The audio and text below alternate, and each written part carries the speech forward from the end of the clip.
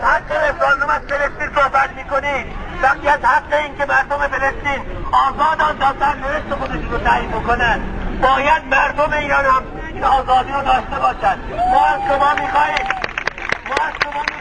یک بار دیگه خودتون رو به معرض رأی مردم ایران بذارید.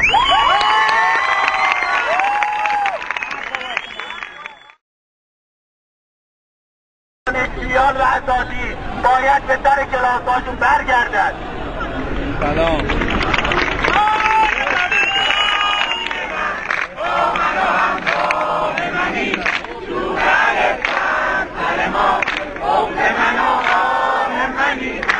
شده اسم من تو من این وقت سیاه هرچه بیداد و سکر مونده هنوز بود من ما دلی فرهنگی ما هرچه هنوزه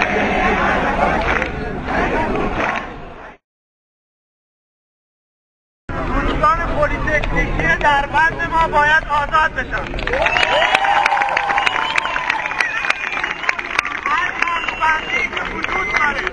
هر اندیشه‌ای که وجود داره فرانورد رئیس انجمن بود. دانشجو نباید در زندان باشد.